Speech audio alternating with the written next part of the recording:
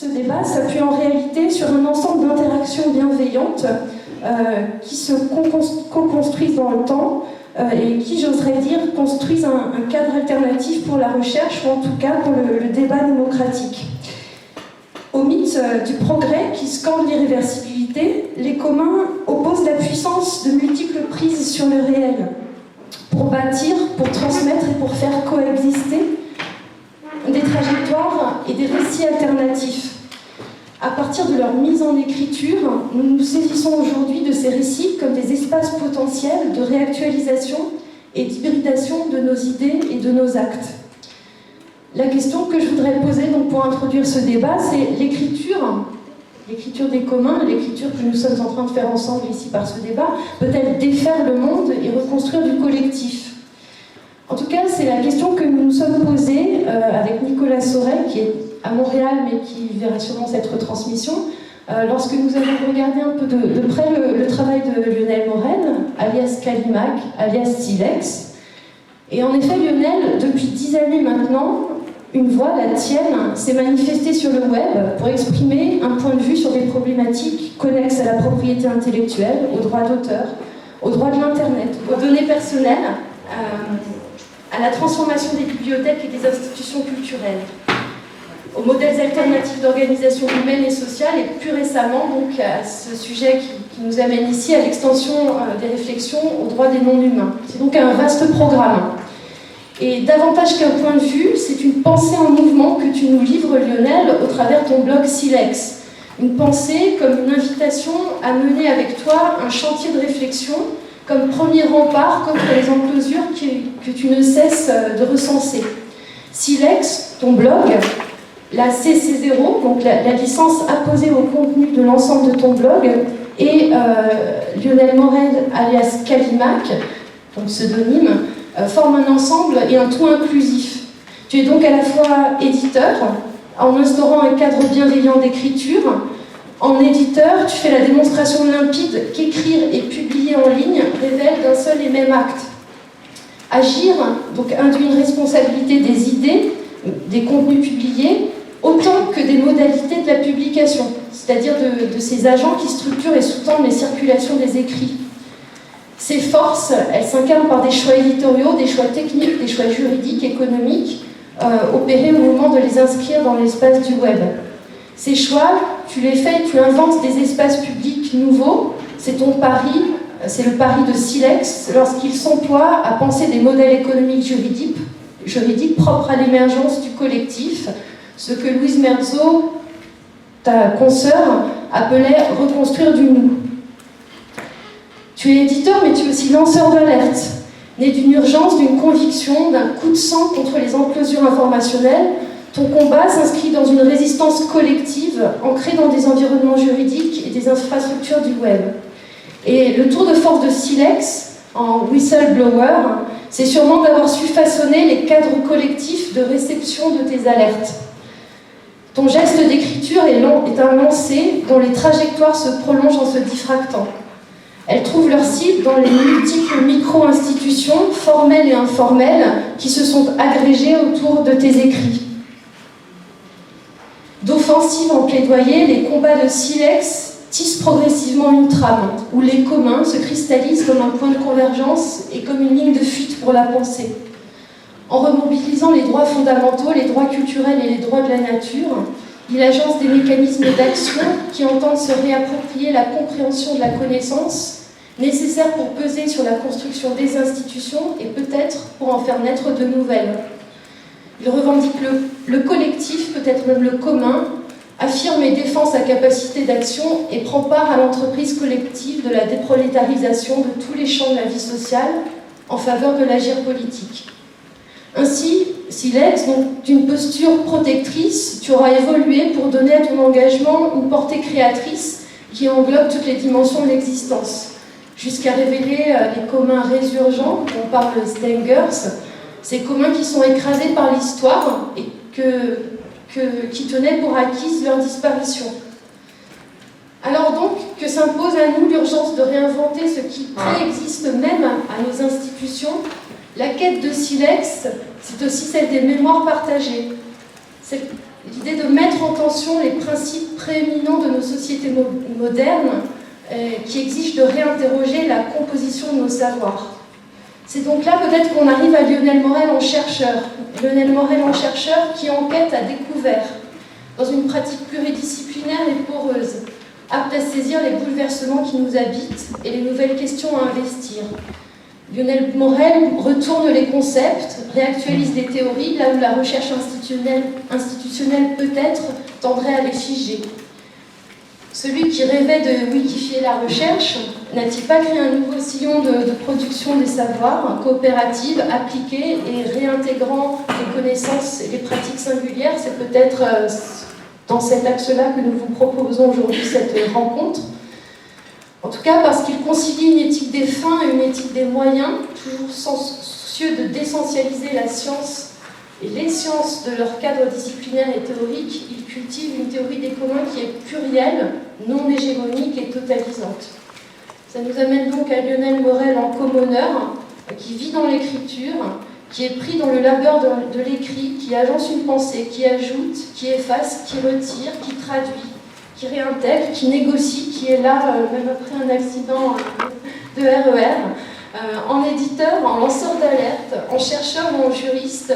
Il est au monde par l'écriture qui façonne un milieu dans lequel il agit. Et là, je me réfère un peu à la pensée d'Alexandre. Il n'est pas concepteur, mais il fait monde. Son écriture est donc une écologie, un trait assumé,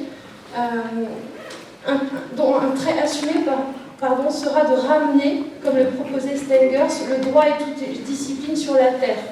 Un geste d'écriture pour que celle-ci s'inscrive peut-être dans les urgences du monde. Donc ramener les disciplines sur la terre, tel que tu tentes de le faire, je pense, c'est peut-être aussi ce qui nous relie au travail d'Alexandre Monin.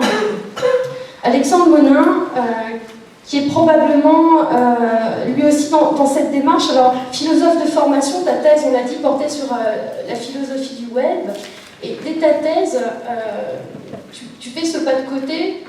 L'idée de ta thèse étant notamment d'aller observer des collectifs, en l'occurrence les architectes du web, qui selon toi répondaient à des questions philosophiques sans être pour autant des philosophes, et avec des moyens différents de ceux de la philosophie traditionnelle. L'idée de techniciens qui fabriquaient des standards techniques qui constituaient la base du web et qui faisaient de la philosophie à partir de ces pratiques. Il s'agissait donc, au travers de cette thèse, de sortir des limites académiques et d'une vision de la philosophie enfermée dans les livres pour aller voir une sorte de philosophie en acte, fabriquée par d'autres que des philosophes. Il s'agissait de mesurer les conséquences que cela pouvait avoir sur la philosophie en elle-même. Cette thèse t'a donc amené à défendre l'idée d'une philosophie empirique, c'est-à-dire d'une philosophie qui nécessite finalement d'appréhender le terrain, sa complexité, pour que l'on puisse la mener à bien. Par philosophie empirique, il s'agit non pas seulement d'apporter les réponses, mais de se mettre à l'écoute des pratiques, de l'activité des acteurs et de comprendre ce qui se déroule sur la scène. C'est donc cette démarche que tu vas poursuivre par une approche inspirée d'une conception pragmatiste de l'enquête, en considérant les publics eux-mêmes comme des producteurs de savoir, de connaissances et aussi de valeurs et de pratiques d'évaluation. Avec des projets comme Coopère, tu interviens à la jonction entre les institutions et les autres acteurs pour encourager la composition des savoirs. Tu vas donc traiter un art des situations en prenant toujours soin des finalités de ton action, mais aussi en prenant soin des cadres de l'action et en tendant vers l'idée de coopérative de recherche pour travailler à l'évolution de ces institutions. Alors je n'irai pas beaucoup plus loin sur tous ces pas de côté, mais tu ne cesses d'être un philosophe à l'INRIA, un philosophe en école de commerce. C'est à partir de ces pas de côté qui replacent les savoirs également sur Terre que je vous propose d'aborder ensemble cette rencontre. Et donc, modestement, nous allons essayer de débattre avec vous, avec notre point de vue de commoneur et d'amateur, non pas de spécialistes, à voir comment les théories auxquelles nous croyons peuvent être travaillées pour arriver peut-être à des perspectives de construction institutionnelle différentes. notre argument, notre idée de départ, c'est de dire que les communs sont un espace potentiel, pour autant peut-être ancré dans des idéologies dont on hérite, avec plus ou moins grande conscience. Donc, pour ouvrir le débat ensemble, la première question que je voulais vous poser, c'est qu'est-ce qui vous amène, au travers vos démarches respectives, à aborder cette question du droit des non-humains, au droit de la nature, par rapport à vos travaux sur les communs ou vos travaux de recherche? Moi, à la base, je m'intéresse aux communs depuis presque 10 ans maintenant. Et ma porte d'entrée, c'était plutôt la question des communs de la connaissance, des communs numériques. Ce qui a fait vraiment une rupture dans mon approche des communs, je dirais aussi, moi je suis dans l'école d'Elinor Ostrom, dont je vais parler à plusieurs reprises dans la suite. J'ai abordé les communs à travers cette façon de poser la question, qui est très particulière en fait. Vous savez, les communs, c'est un domaine qui est très vaste, et au sein duquel il y a plusieurs écoles, plusieurs façons de théoriser cette question des communs, des biens communs. Donc moi, mon approche était plutôt celle d'Elinor Ostrom, qui est reprise aujourd'hui par d'autres chercheurs en France. Ce qui m'a fait vraiment, moi, un gros choc, je dirais, c'était en 2017. Il y a eu un colloque à Cerisy sur la question des communs. Et un chercheur qui s'appelle Ferhat Taylan a présenté une allocution sur le cas de la rivière Wanganui en Nouvelle-Zélande. Donc en 2017, vous savez peut-être, la rivière Wanganui s'est vue reconnaître par une loi la personnalité juridique. Et j'avais vu ça, alors ça m'intéressait d'une certaine manière, parce que dans les années 90, j'avais lu Le contrat naturel de Michel Serres, j'imagine que plusieurs peut-être avoir lu ce livre, qui m'avait paru à l'époque très étrange. Moi je suis juriste de formation, et l'exercice auquel se livrait Michel Serres dans ce livre m'avait à l'époque paru très étrange. Et avant d'écouter l'allocution de Ferhat Taylan, j'avais constaté que beaucoup de juristes français, en fait, que je pouvais voir, étaient assez, je dirais, sceptiques, voire même un peu moqueurs vis-à-vis de cette idée d'attribuer personnalité juridique à une rivière. Je lisais beaucoup de textes de juristes qui trouvaient ça une sorte de problème d'anthropomorphisme, une sorte d'incompréhension dans ce mécanisme-là. Et Ferhat Taylan, lui, dans ce colloque, l'a présenté d'une manière, j'ai trouvé, beaucoup plus convaincante, et notamment en faisant directement le lien avec la question des communs. Mais en creusant les choses un petit peu plus loin, et je pense qu'on va pouvoir revenir là-dessus, cette question donc de la prise en compte des non-humains à l'intérieur de la question des communs, je dirais, apporte un peu de chaos aussi à cette théorie des communs. C'est-à-dire qu'il y a des choses dans la théorie des communs qui peut lui permettre d'accueillir cette question des non-humains, et il y a des choses en elle aussi qui vont résister, je dirais, et qui sont liées en fait à des questions, alors on va lâcher le mot parce que je pense qu'il va revenir plusieurs fois, des questions qui sont ontologiques, c'est-à-dire la théorie des communs a une certaine vision du monde qui peut accueillir les non-humains et la question des droits de la nature, mais elle a aussi des éléments qui peuvent être antagonistes. Et moi, par la suite, ce qui m'a intéressé, c'est d'essayer de voir quels sont les éléments dans la théorie des communs qui peuvent nous servir à appréhender ça, et qu'est-ce qu'il faudrait éventuellement changer à l'intérieur de cette théorie,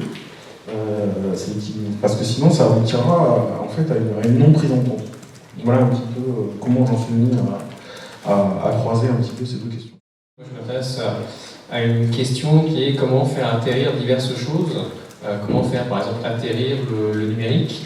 Maintenant je suis en école, je travaille là-dessus quand j'étais chez INRIA, donc INRIA tout le monde ne connaît peut-être pas, c'est l'Institut National de Recherche en Informatique et en Automatique, c'est un peu le CNRS de l'informatique si vous voulez, même si c'est plutôt le statut de l'INRA par ailleurs.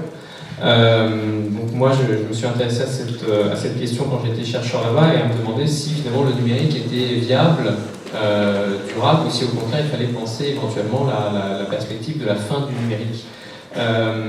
Aujourd'hui je suis en école de management, je vous pose la même question par rapport aux organisations, parce que ce qui est central ce sont les organisations. Est-ce que les organisations sont durables, pérennes, notamment dans le monde qui est le nôtre aujourd'hui, et notamment lorsqu'on confronte différents éléments à ce que l'on peut appeler soit l'anthropocène, ce que l'on peut appeler aussi les fondements. Il y a des nuances entre les deux, mais disons que les deux m'intéressent grandement. Et à partir du moment où on se pose cette question, effectivement, on se dit qu'un certain nombre de choses sont problématiques, comme par exemple le terme de ressources, qui renvoie à certaines ontologies, comme disait Lionel, qui renvoie à certaines formes de pensée, de pratique du monde aussi, extractivistes et économicistes, etc. etc. Et étant contributeur de la mine, donc ayant un rapport au commun qui est moins un rapport de théoricien de surplomb qu'un rapport de pratique et de partage autour de gens qui sont intéressés par cette question des communs, qui développent des pratiques autour de tout ça, j'ai commencé à réfléchir à la question de savoir s'il ne fallait pas aussi, d'une certaine manière, faire atterrir les communs eux-mêmes et donc questionner un certain nombre d'aspects relatifs aux communs et en particulier l'utilisation du concept de ressources, on aura l'occasion, je pense, d'y revenir largement, qui est aujourd'hui au cœur des communs. Et puis, par ailleurs, moi non plus, je ne me revendique pas du tout spécialiste des droits de la nature. Alors je pense que c'est aussi peut-être quelque chose qu'on déconstruira au fil de la discussion, cette idée de nature et de droit qui peuvent lui être associés. Par contre, je fais partie d'un collectif, ça a été dit par Sylvie en introduction, qui s'appelle Origins Media Lab, et qui est un collectif où on est toutes et toutes intéressés par les questions de l'anthropocène, et certains d'entre nous, en particulier, donc, je les cite, Diego Landivar et Émilie Ramillien, ont travaillé sur des aspects qui ne sont pas directement liés, pas directement ce qu'on appelle le droit de la nature, mais questionnent notre rapport à la nature et questionnent aussi l'usage juridique que l'on peut faire de notre rapport à la nature, en s'intéressant notamment aux constitutions boliviennes et équatoriennes, où on a instauré des droits, qui ne sont pas forcément d'ailleurs, pour en parler, des droits de la nature, qui ont à chaque fois des spécificités qui sont propres, mais qui posaient des questions juridiques, ontologiques, cosmologiques, et c'est ça aussi qui m'a intéressé. Donc c'est naviguant dans cette galaxie-là, tous ces éléments m'ont amené à questionner finalement la théorie reçue des communs, qui évidemment ne préjuge pas du tout de la pratique ensuite qui existe dans les lieux où on parle des communs, dans les lieux où on fait du commoning, etc. etc. Ou par exemple l'information sur l'anthropocène, et finalement ça va circuler. Donc c'était aussi de se réapproprier ce discours et de voir comment on pouvait l'analyser et le faire éventuellement évoluer.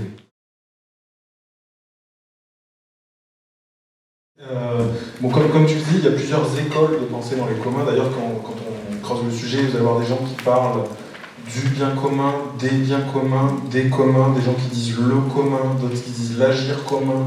Voilà, il y a des variantes dans certains pays. L'approche, par exemple, en Amérique du Sud, ce que tu citais, qui va privilégier ce qui s'appelle le buen vivir, le bien vivre, et qui rapproche aussi au commun. Bon. C'est un paysage très complexe.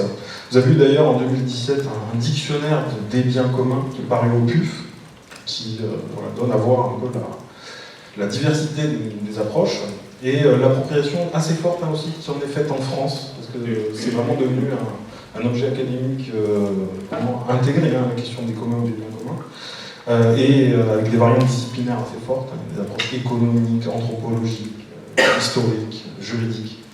Alors moi, la porte d'entrée dans les communs, ça a été la théorie d'Elinor Ostrom. Donc Elinor Ostrom, elle a eu le prix Nobel d'économie il y a 10 ans pour ses travaux sur les biens communs. À son époque, elle parlait de biens communs. Plus exactement, le terme qu'elle a employé, c'était Common Pool Resources, ressources gérées en commun, ressources mises en commun. Donc son approche elle a eu le prix Nobel d'économie. Sa vision était plus large que ça. C'est quelqu'un qui était à croiser entre la science politique et l'économie. Et elle a eu le prix Nobel pour l'ensemble de ses travaux. Elle est connue pour avoir, en gros, réfuté, ou en tout cas relativisé les thèses de Garrett Hardin. Vous savez, ce personnage des années 60, qui est à l'origine de la tragédie des communs. Cette proposition qui nous dit que l'humanité est incapable de gérer des ressources de manière partagée. Il prend l'exemple des ressources naturelles. C'est quelqu'un qui avait un vrai souci environnemental à l'époque, même si c'est quelqu'un aussi très particulier. Il était eugéniste, par ailleurs. Bon, plein de personnages très particuliers. Et sa démonstration, c'est de dire que si l'humanité partage des ressources naturelles en commun, ce qui va se passer, c'est qu'il y aura une surexploitation fatale de la ressource et une destruction à son terme. Et il en fait une sorte de mécanisme impossible à enrayer, à moins que les ressources ne soient privatisées, grâce au droit de propriété, soit de la propriété privée, soit de la propriété publique. Et ce paradigme de la tragédie des communs est resté pendant des années et des années la manière dont l'économie dominante abordait cette question des communs. C'était très très présent dans l'enseignement, hein, c'est devenu une sorte de préjugé ou de lieu commun pendant très longtemps, jusqu'à ce que justement les travaux d'Elinor Ostrom inversent un peu la tendance. Elle est connue surtout pour avoir fait énormément d'études de terrain, d'études concrètes, en allant voir des modes de gestion effectifs de ressources partagées. Elle a étudié des pâturages, des pêcheries, des forêts, et en documentant des cas concrets. Et ce qu'elle montre, elle a eu le prix Nobel pour avoir montré que la gestion en commun de ressources ne conduit pas fatalement à une tragédie, mais qu'à certaines conditions, notamment les règles que les communautés sont capables elles-mêmes de mettre en place pour gérer une ressource, dans certains cas bien précis, notamment des conditions d'auto-création de ces règles, que les personnes directement impliquées dans la gestion de la ressource dégagent ces règles, eh bien, la gestion durable était possible.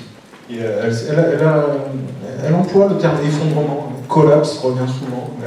Elle documente les cas pour voir à quel point la ressource s'effondre ou elle arrive à durer dans le temps. En fait. Et elle a eu le prix Nobel pour avoir défini 8 principes qui font qu'une communauté humaine peut s'organiser de manière à être capable de gérer dans le temps une ressource.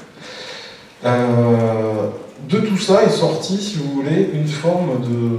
Son grand livre hein, s'appelle Governing the Commons, la gouvernance des biens communs. Si vous voulez, de tout ça est sorti, ce qui est intéressant à voir, c'est que de tout ça est sorti une certaine manière d'appréhender les communs, et notamment une certaine manière simplifiée de traduire ce qu'Autran a voulu dire. Et la définition qu'on cite très souvent, hein, quand vous lisez la littérature, notamment en France sur le sujet, on va vous dire qu'un commun est la réunion de 3 choses. Une ressource, qui peut être naturelle, on dit souvent naturelle, ou pas, qui peut être aussi immatérielle, de règles, en fait, et d'une communauté. Étant entendu que pour qu'une gestion soit en commun, il faut que la ressource soit partagée, et que la communauté auto-définisse les règles qui accompagnent la gestion de cette ressource. Alors, rien qu'en disant tout ça, là, je me suis rendu compte que vous allez voir, je me suis entièrement laissé entraîner dans, justement, une certaine ontologie et une certaine manière de définir le rapport aux choses qui induisent, vous voyez, mécaniquement, presque, l'emploi de certains mots. J'emploie le mot gestion, j'emploie le mot ressources, je finis par dire qu'il y a des ressources naturelles. C'est comme une pelote, quand vous commencez à tirer ces fils, c'est comme une pelote qui vient et qui vous amène un peu fatalement sur ce genre de cheminement et d'emploi de notions. Et c'est typiquement, si vous voulez, quand vous confrontez ça avec la question de la prise en compte du non-humain, qui génère une très forte dissonance, si vous voulez. Pourquoi ? Parce que dans cette vision des choses, vous avez d'un côté une ressource qui va être considérée comme une sorte d'acteur, enfin, qui n'est pas un acteur justement, qui est un élément passif. Donc voilà, une forêt, des poissons dans une rivière, un pâturage dans la montagne, c'est une ressource, donc c'est un acteur, enfin c'est pas un acteur justement, c'est un élément qui est passif. Vous avez des humains qui sont rassemblés dans une communauté de l'autre côté et qui, eux, sont des acteurs et qui ont un pouvoir d'agir et qui l'expriment en créant des règles qui vont leur permettre de garantir la durabilité dans le temps de cette ressource. Alors c'est justement ça, moi, qui m'a beaucoup frappé et qui m'a beaucoup déstabilisé, parce que si vous voulez, chez Elinor Ostrom, il y a ce souci qui est fondamentalement écologique. À la fin de sa vie, elle a écrit des textes très intéressants sur le réchauffement climatique. Elle essayait d'appliquer ce canevas à des problèmes qui étaient déjà à l'époque pas du tout l'objet d'un consensus dans la communauté scientifique, mais elle avait le souci de le penser à différentes échelles, et elle avait un souci réel, elle avait une conscience écologique réelle, mais malgré elle, si vous voulez, elle s'est aussi réembarquée sur ce chemin qui nous mène à diviser le monde entre d'un côté des ressources dites naturelles passives et des humains qui ont à eux seuls la capacité d'être des agents leur permettant d'agir sur ce qui les environne. En philosophie, on parle de la métaphysique, c'est le titre d'un livre d'Aristote, on remonte très très loin dans le temps, vers moins 400 avant Jésus-Christ, un peu plus, et c'est simplement, en fait, c'est un livre dans lequel il essaie de comprendre ce qui est. Il essaie de comprendre ce qui est, ce qui existe dans le monde, et pour ça, il va mobiliser un certain nombre de catégories qui va articuler à des catégories linguistiques de façon à pouvoir développer une discipline, une approche qui va permettre finalement de saisir ce qui est au-delà de la dimension scientifique. Donc ce qui existe au-delà simplement de la dimension scientifique de chaque science spécialisée. Ça s'appelle la métaphysique parce que l'éditeur d'Aristote l'a placé après, c'est l'histoire qui circule, mais l'a placé après le livre précédent qui s'appelait la physique, donc ce qui vient après c'est métaphysique. Par ailleurs, topiquement, ça a un sens aussi de dire que c'est ce qui est au-delà simplement de la physique. Je fais un saut dans le temps de 2000 ans, parce que c'est 2000 ans plus tard que le mot ontologie va émerger. Alors souvent, on considère que ontologie, métaphysique, ça veut dire la même chose. De fait, dans l'histoire, il a fallu attendre 2000 ans avant que le mot ontologie n'émerge. Donc il y a sans doute, en 2000 ans, des déplacements conceptuels, etc., qui sont intervenus. C'est pas dans la même civilisation, hein, c'est en Europe au XVIIe siècle, donc oui c'est ça, XVIIe siècle, donc on n'est plus en Grèce en 4 siècles avant Jésus-Christ. Et là, le mot ontologie apparaît pour, ça va être un point important, désigner en fait ce qui existe, mais ce qui existe à partir du XVIe siècle, XVIIe siècle, va être entendu comme ce qui existe sous la forme d'un objet. Et donc, l'ontologie va désigner une manière d'appréhender le monde sous forme d'objet. Il y a des objets, les choses sont des objets. Et c'est à partir de là qu'on va penser en termes d'objets. Et en l'occurrence, les choses sont des objets dans l'esprit. Et selon certaines théories, ce qui permet de penser à la fois le statut de, Dieu, une chaise ou une personne, c'est que toutes sont des objets, notamment des objets dans l'esprit. Et à partir de là et jusqu'au 19e, même 20e siècle, la distinction entre subjectif et objectif veut dire à peu près le contraire de ce que l'on entend maintenant. Objectif, ça veut dire un objet dans l'esprit. Subjectif, ça veut dire le sujet, là ça renvoie à la métaphysique d'Aristote, le sujet c'était le composé de matière et de forme qui existe vraiment. Donc le corps par exemple, la chose concrète. Donc la chose concrète était le subjectif, le domaine du subjectif, et l'objet dans l'esprit c'était le domaine de l'objectif. Évidemment, aujourd'hui, quand on utilise les termes objectif et subjectif, on veut dire à peu près le contraire, c'est-à-dire que le subjectif, c'est ce qui est relatif à ma manière d'appréhender les choses par des représentations, des affects ou autres, des catégories mentales, si l'on veut, presque parfois individuelles, voilà, subjectives, alors que l'objectivité, c'est pas forcément ce qui est concret, mais ce qui est validé par une démarche, par exemple, scientifique, extérieure simplement à la personne humaine, qui nécessite des instruments, qui nécessite une communauté, des pratiques qui vont faire que, au-delà d'un jugement personnel, on va valider l'existence de quelque chose, une théorie, ou peu importe. Donc c'est intéressant de voir qu'il y a des déplacements et que ce qu'on tient pour acquis aujourd'hui n'est pas forcément en vérité acquis du tout, mais en fait relève d'une histoire qu'on pourra tout à fait discuter. Et c'est pour ça justement peut-être qu'on est là aujourd'hui. Là, on peut articuler les choses sur cette notion d'ontologie. Après, la notion d'ontologie va venir à désigner un petit peu ce qui est, la manière dont les choses sont. Et là, on va se poser la question, qu'est-ce qu'il y a? Est-ce qu'il y a des substances, comme le pensait Aristote, des composés de matière et de forme? Est-ce qu'il y a des ressources? Est-ce qu'il y a... Voilà. Donc ça va ouvrir la question de ce qui est, sans que cette question puisse être traitée nécessairement par des sciences. En physique, il y a éventuellement des atomes qui sont des objets théoriques, etc. En biologie, il y a autre chose. Mais une discipline qui ne se pose que cette question de savoir ce qu'il y a, sans être inféodée à une discipline scientifique, c'est ça aujourd'hui qu'on appelle, grosso modo, l'ontologie. Ça, c'était pour resituer, on aura l'occasion évidemment d'y revenir. Et sur la question des non-humains, on se dit, voilà, humain, non-humain, qu'est-ce que ça veut dire cette expression? Et là, pour le coup, la distinction entre humain et non-humain, elle est beaucoup plus tardive. On la doit à des sociologues, notamment Bruno Latour et ses collègues qui ont mis au point ce qu'on appelle la théorie de l'acteur-réseau, qui est une théorie qui a été très très importante en sociologie, qui a été mise au point dans les années, on va dire, 80, dans ces eaux-là, et qui ensuite a vécu une très belle vie théorique, académique. Et il y a eu la volonté de distinguer entre humain et non-humain, non pas pour distinguer entre subjectif et objectif, on va voir, et pas du tout pour faire une partition, ça c'est quelque chose qu'il faut toujours redire qui est très important, pas pour faire une partition en disant dans le monde il y a d'un côté les humains et de l'autre les non-humains. Une partition ontologique.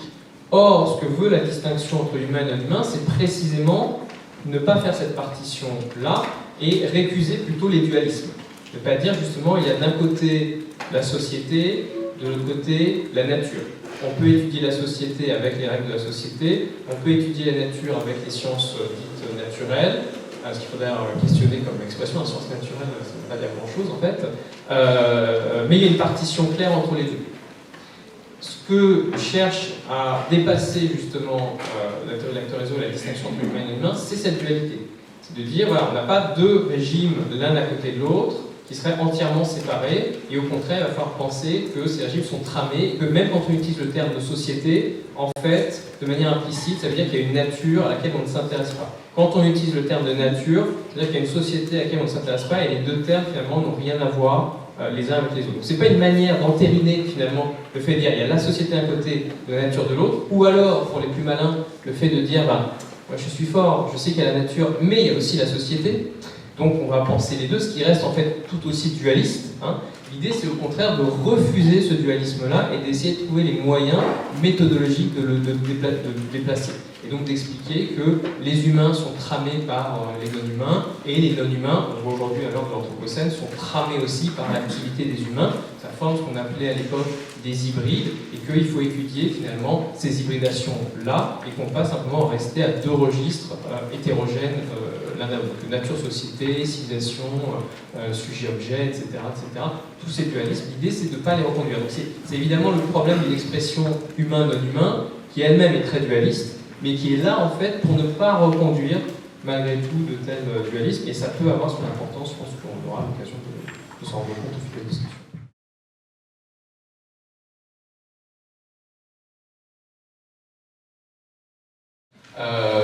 Ça me permettra d'introduire un philosophe que j'aime beaucoup qui s'appelle Brian Cantwell-Smith, sur lequel je reviendrai. Il a un exemple qui répond tout à fait à ce que vous indiquez, c'est par exemple quand on dit homme-femme. Homme-femme, c'est au niveau des mots, des catégories, c'est discret. On est homme ou on est femme. Dans la réalité, c'est pas comme ça. Génétiquement, c'est pas comme ça. C'est plus ou moins, c'est pas extrêmement clair du tout. Et les gens qui regardent justement ces questions de genre, y compris au niveau génétique, savent bien qu'en fait, on n'est pas dans la catégorie discrète, mais en fait dans la catégorie qui se superpose avec des continuités, etc., etc. Donc, effectivement, un des grands enjeux, c'est d'arriver à restituer finalement la réalité des choses. Donc, on va dire le niveau ontologique ou métaphysique de ce qui est vraiment, par-delà notre manière de l'appréhender, qui elle-même peut poser problème, parce que si on a tendance à appréhender les choses de manière trop discrète, ça pose problème. Je comptais en parler tout à l'heure, mais votre question m'incite à développer un exemple. Donc Brian Cantwell-Smith, lui, c'est un philosophe qui est informaticien au départ, qui devient philosophe ensuite, parce qu'il se dit, justement, l'informatique, ce sont des catégories discrètes, le monde pas forcément. Or, l'informatique, lui, c'est ce qu'il défend, fait référence au monde, et donc si on veut comprendre vraiment l'insertion de l'informatique dans le monde, il faut d'abord comprendre ce qu'est le monde. Donc lui, avant, il connaît bien l'informatique, mais avant de continuer à développer sa théorie, il essaie de comprendre ce qu'est le monde. Voilà. Développer une sorte d'informatique in the wild, comme disent les anglo-saxons, dans le grand monde. Brian Cantwell-Smith, il explique, il distingue deux niveaux, un niveau justement métaphysique et un niveau ontologique. Et il explique que pour lui, le monde ne vient pas sous la forme d'objets. En fait, là, on a des objets, l'inverse, c'est un objet avec des bords assez discrets, assez précis, etc., etc.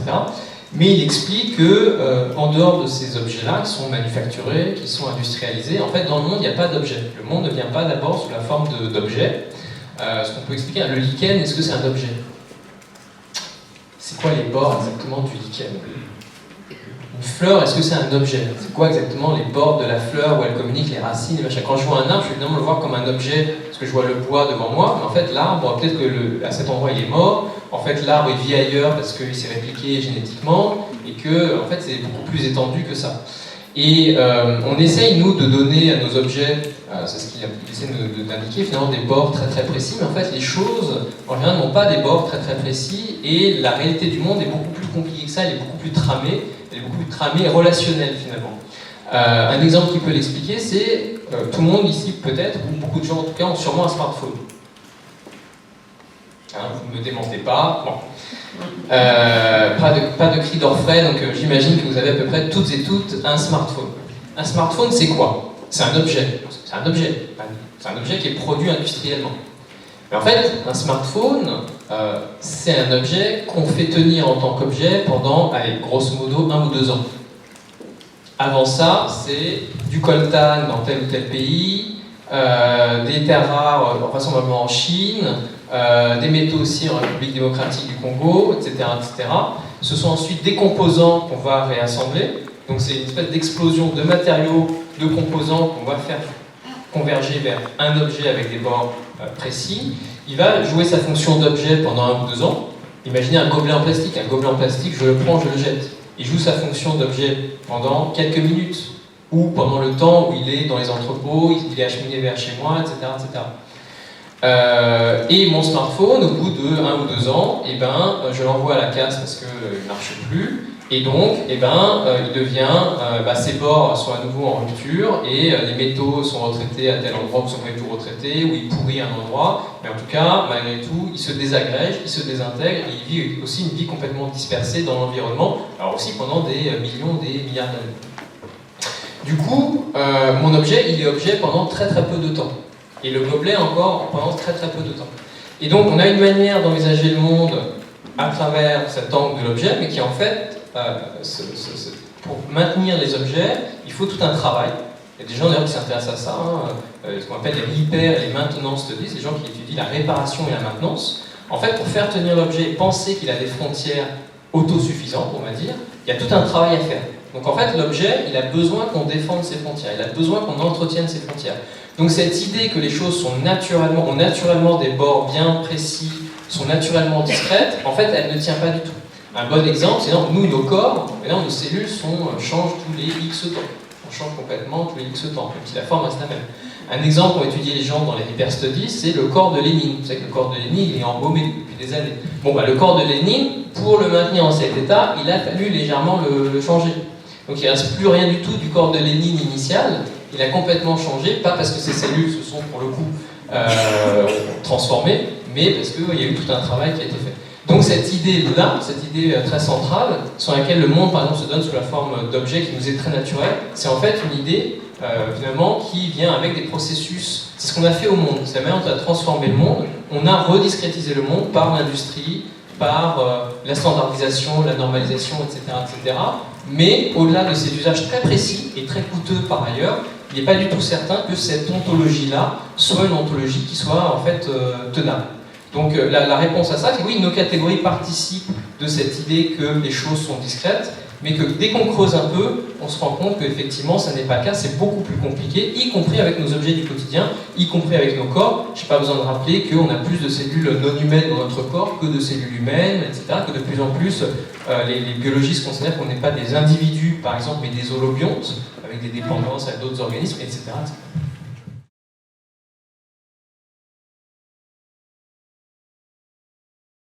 En fait, le but d'essayer de penser entre les humains et les non-humains n'est pas forcément d'éliminer les catégories, mais d'arriver à penser leurs relations.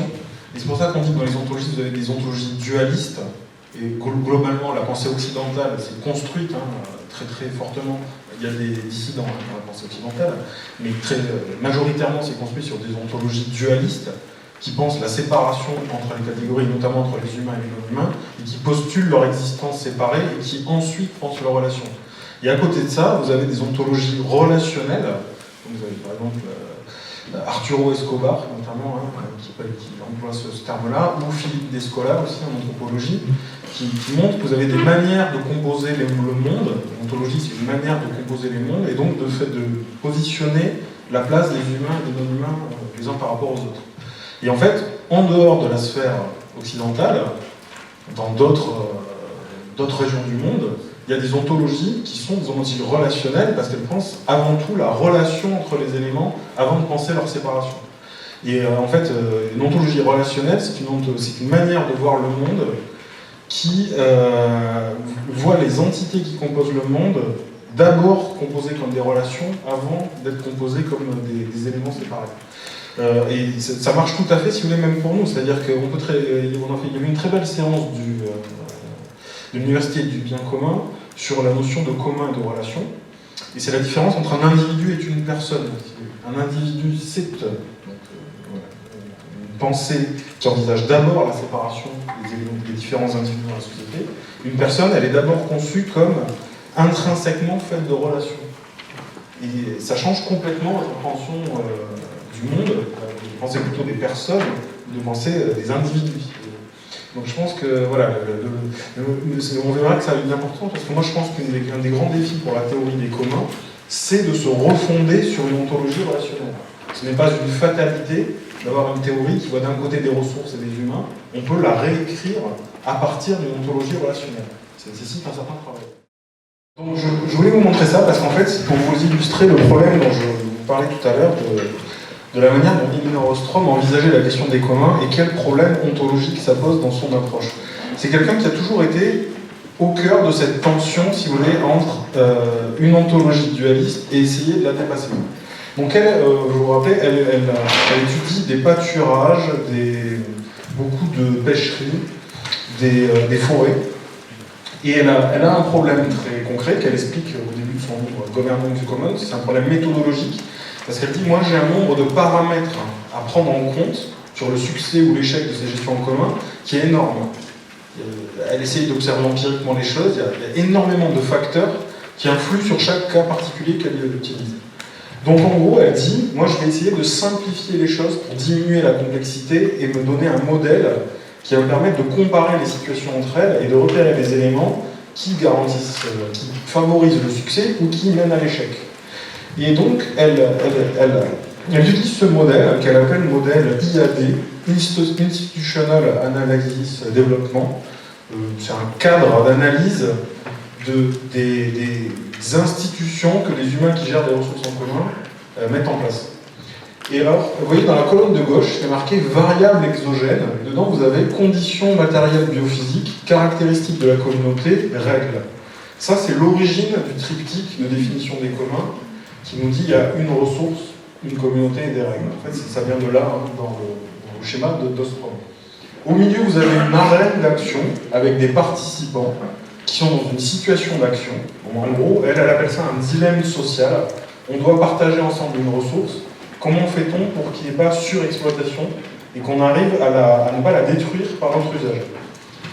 Donc il y a des interactions, il y a des évaluations, et ça fait une boucle qui tourne, parce qu'elle pense que les processus de mise en commun sont itératifs. Les gens essayent une chose, ils recommencent, ils expérimentent, et c'est par ces boucles enchaînées qu'on arrive finalement à trouver des règles qui garantissent la préservation de la ressource.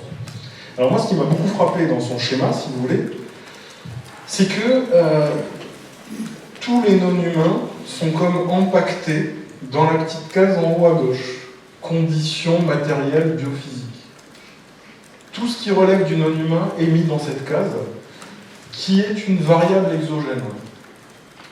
Et la situation d'action et les participants sont entièrement réservés aux humains.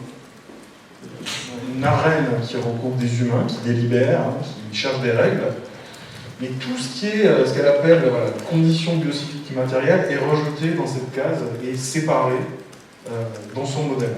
Donc elle est en fait encore dans une ontologie dualiste, parce qu'elle ne pense pas, ne matérialise pas, elle n'utilise pas des concepts qui pensent cette relation.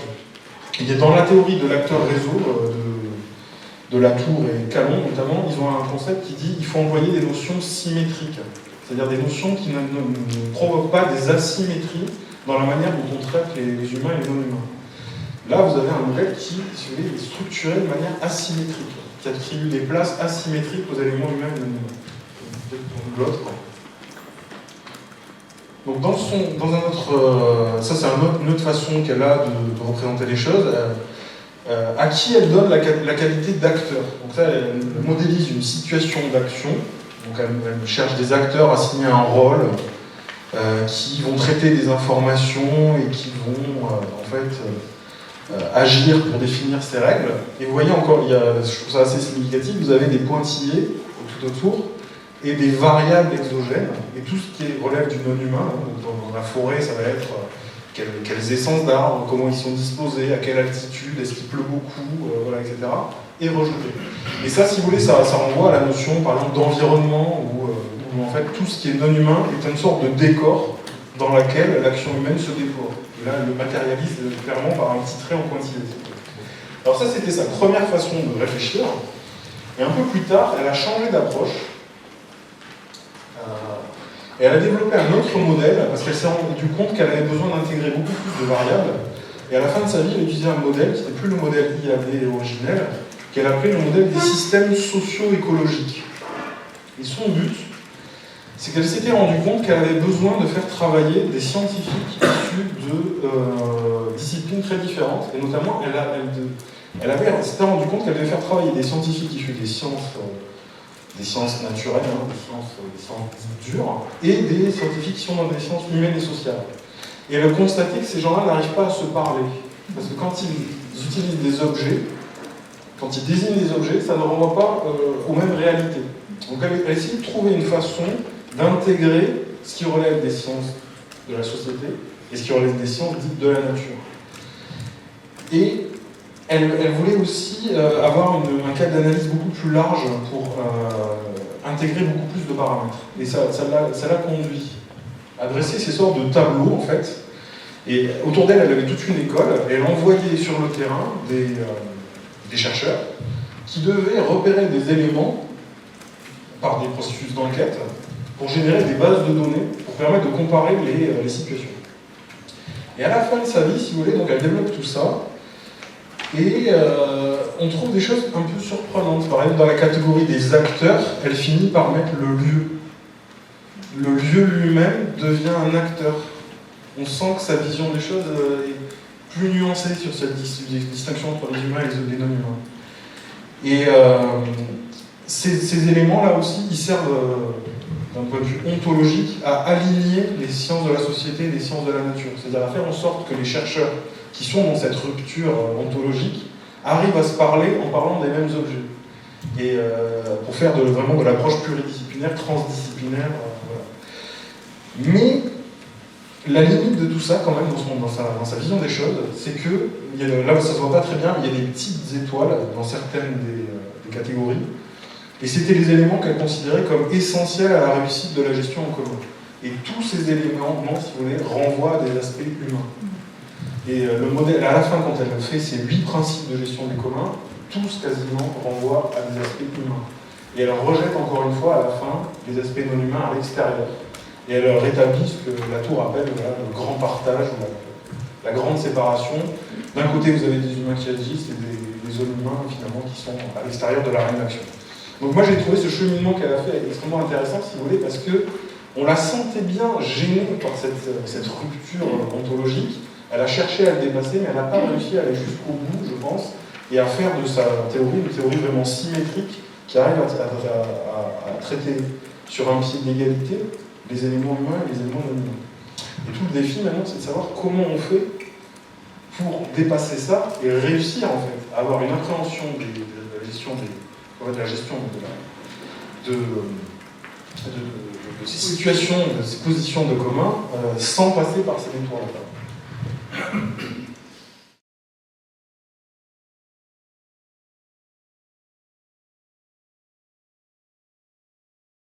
Alors, j'ai entendu qu'il y avait un dualisme effectivement entre, ça reconduisait le dualisme, de parler d'individus d'un côté, de relations de l'autre. Effectivement, maintenant, les individus ne préexistent pas nécessairement aux relations, puisque quand on a des relations constitutives, qu'on appelle constitutives ou transductives, en fait, c'est la relation qui constitue l'individu.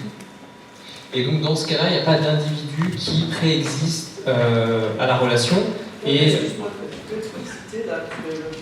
c'est-à-dire que c'est la relation qui constitue l'individu. Il n'y a pas un individu qui ensuite entre en relation avec d'autres choses. C'est la relation qui fait que quelque chose existe, qui n'existe pas forcément comme individu, mais en tout cas que les termes de la relation ne préexistent pas à la relation. C'est dans la relationnalité que les choses émergent. Très simplement, c'est ce qui permet de comprendre que ça va être difficile d'envoyer des gens sur Mars. Parce que les envoyer sur Mars, ça veut dire les couper de toutes les relations qui, ici-bas, Sur Terre, les fonds existaient, avec la pesanteur, la gravité, les bactéries, tout ce que vous voulez, les mettre dans un autre environnement, comme s'ils étaient des entités autosuffisantes. Et bien, comme entités autosuffisantes, ils vont s'effondrer en très peu de temps. Ou alors, ils vont devoir muter ou reconstituer en tout cas un environnement. Voilà. Donc ça, c'était un point important. Donc je pense qu'on peut quand même défendre l'idée qu'il n'y a pas d'individu et qu'effectivement, il y a plutôt des réalités qui sont tramées par leurs relations, leurs connexions, parce que les philosophes distinguent les deux, donc je ne rentre pas dans la ici. Nietzsche, par exemple, disait « je suis une forêt ». Je ne suis pas un individu, je suis une forêt avec différents composants, différentes entités qui ensuite forment quelque chose qui peut avoir l'image d'un individu, mais même rester un individu, c'est un travail en fait. Je parlais tout à l'heure des Ripper, des Maintenance Studies, nous-mêmes conserver notre individualité, etc., c'est un travail qu'on doit faire. Donc si je dois travailler pour conserver mon individualité, c'est peut-être que je ne suis pas un individu. En tout cas, pas un individu prédonné.